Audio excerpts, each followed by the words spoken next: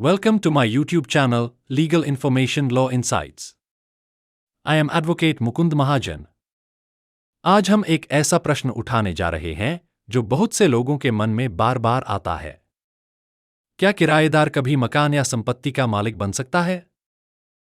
बहुत बार देखा गया है कि लोग लंबे समय तक किसी मकान में किराए पर रहते हैं और सोचते हैं कि अब वो मालिक बन चुके हैं। कुछ लोग बिजली पानी का बिल अपने नाम करवा लेते हैं, तो कुछ प्रॉपर्टी टैक्स भरना शुरू कर देते हैं और ये मान लेते हैं कि अब उनका मालिकाना हक बन गया है। लेकिन क्या यह मान्यता सही है? कानून के अनुसार इसके पीछे क्या सच्चाई है? आज हम इसे विस्तार से समझेंगे और साथ ही सुप्रीम कोर्ट और हाई कोर्ट के 2024 और 2025 के कुछ महत्वपूर्ण फैसलों को भी जानेंगे। 1. किराएदार और मालिक क्या अंतर होता है? किराएदार, टेनेंट, और मालिक, ओनर, में सबसे बड़ा फर्क यही होता है कि मालिक के पास संपत्ति का वैध और रजिस्टर्ड टाइटल होता है, यानी कि वह कानूनन उस संपत्ति का स्वामी होता है। वहीं किराएदार सिर्फ उस संपत्ति को उपयोग करने का हक रखता है, वो भी मालिक की अनुमति और एक निश्चित समय के लिए किराया देकर। महत्वपूर्ण बात यह है कि किराएदार को संपत्ति के उपयोग का अधिकार तो होता है, लेकिन वह खुद को मालिक नहीं कह सकता जब तक कि कोई वैध और लिखित स्वामित्व हस्तांतरण न हो जाए। 2. क्या किराएदार कभी मालिक बन सकता है? इस सवाल का जवाब है हाँ, बन सकता है, लेकिन बहुत सीमित और कानूनन स्वीकृत परिस्थितियों में। मुख्य रूप से 2 तरीके हैं। स्वेच्छा से स्वामित्व हस्तांतरण, by consent and agreement. 1. Sale deed, बिक्री विलेख। अगर मालिक और किराएदार के बीच आपसी सहमति से संपत्ति की बिक्री होती है और उसका रजिस्टर्ड सेल डीड बनता है, तो किराएदार अब मालिक बन सकता है। 2. गिफ्ट डीड, उपहार पत्र। यदि मालिक बिना किसी मुआवजे के किराएदार को संपत्ति गिफ्ट करता है और यह उपहार रजिस्टर्ड होता है, तब भी मालिकाना हक ट्रांसफर हो सकता है। 3. विल, वसीयत।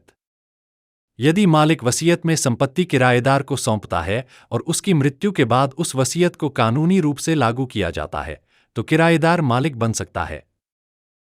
4. Exchange settlement deed. किसी अन्य संपत्ति या अधिकार के बदले अगर मालिक संपत्ति हस्तांतरित करता है और उसका रजिस्टर्ड दस्तावेज होता है, तब भी स्वामित्व ट्रांसफर हो सकता है। B. एडवर्स पोजेशन, प्रतिकूल कब्जा। यह एक जटिल और विवादास्पद प्रक्रिया है जिसमें कोई व्यक्ति बिना वैध स्वामित्व के यदि लगातार, खुले और मालिक के अधिकार के विरोध में किसी संपत्ति पर कब्जा रखता है, तो वह कुछ वर्षों के बाद उस पर मालिकाना दावा कर सकता है। निजी संपत्ति के लिए 12 साल, सरकारी संपत्ति के लिए 30 साल। लेकिन इसके लिए कई शर्तें होती हैं। कब्जा खुला, निरंतर और अवैध होना चाहिए। मालिक को पता हो कि उसकी संपत्ति पर कब्जा है।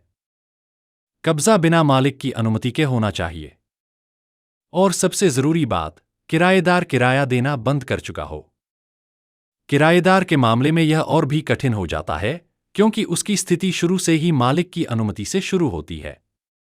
इसलिए किराएदार को एडवर्स पोजेशन का दावा करने के लिए यह साबित करना होगा कि उसने बाद में मालिक के अधिकार को ठुकरा दिया और यह मालिक को मालूम था। क्या चीजें मालिकाना हक नहीं बनाती? बहुत से लोग ये सोचते हैं कि अगर उन्होंने प्रॉपर्टी टैक्स भर दिया, बिजली पानी का बिल अपने नाम करवा लिया, तो अब वे मालिक बन गए। यह पूरी तरह गलत है। कानून कहता है, बिजली पानी या गैस का कनेक्शन किराएदार के नाम होना सिर्फ सुविधा के लिए होता है। प्रॉपर्टी टैक्स का भुगतान करने से भी स्वामित्व साबित नहीं होता जब तक कि रजिस्ट्री न हो। लंबे समय तक किराए पर रहना बिना किसी वैध ट्रांसफर के ओनरशिप का अधिकार नहीं देता। 4. सुप्रीम कोर्ट और हाई कोर्ट के प्रमुख निर्णय। 1. Karnataka Board of Wakf v Government of India, 2004। Supreme Court ने साफ कहा कि जो व्यक्ति एडवर्स पोजेशन का दावा करता है, उसे यह साबित करना होगा कि कब्जा मालिक के अधिकार के विरोध में खुला और निरंतर था। 2. मोहनलाल वी मिर्जा अब्दुल गफर, 1996। इस केस में कोर्ट ने कहा, किराएदार जो शुरू में अनुमति से संपत्ति में रहता है, वह एडवर्स पोजेशन का दावा तभी कर सकता है जब यह साबित हो कि उसने मालिकाना अधिकार को अस्वीकार किया और मालिक को यह पता भी था। 3. स्वरूप सिंह वी बंतो, 2005। यहां कोर्ट ने कहा, जब तक किराएदार स्पष्ट रूप से मालिक को सूचना न दे कि वह अब मालिकाना दावा कर रहा है, तब तक वह एडवर्स पोजेशन का लाभ नहीं ले सकता। 4. Rajesh Kumar v state of Haryana 2024 SC 557।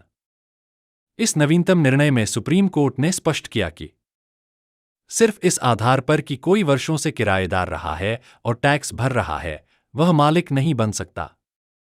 जब तक रजिस्टर्ड टाइटल ट्रांसफर न हो, ओनरशिप नहीं बनती।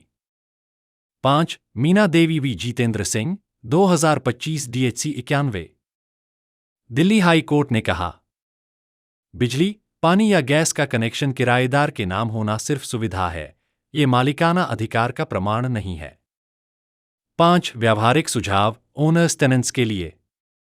मालिकों के लिए, किराएदार से हमेशा रजिस्टर्ड रेंट एग्रीमेंट करवाएं। समय समय पर उसका नवीनीकरण करें। किराए की रसीद और भुगतान रिकॉर्ड सुरक्षित रखें। किराएदारों के लिए, अगर आप संपत्ति खरीदना चाहते हैं तो सेल डीड या गिफ्ट डीड करवाएं। एडवर्स पोजेशन का रास्ता कठिन और कानूनी रूप से जोखिम भरा है। बिना वैध दस्तावेज के स्वामित्व का दावा न करें। निष्कर्ष कंक्लूजन।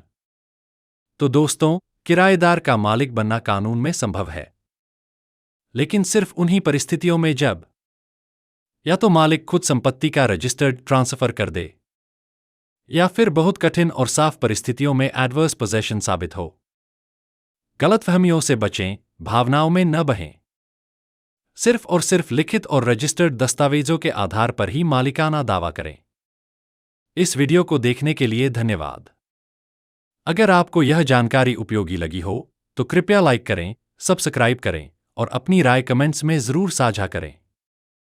और हाँ, ऐसे ही और कानूनी जानकारियों के लिए बेल आइकन दबाना न भूलें। मैं आपसे अगले वीडियो में फिर मुलाकात करूंगा। जय हिंद, जय भारत।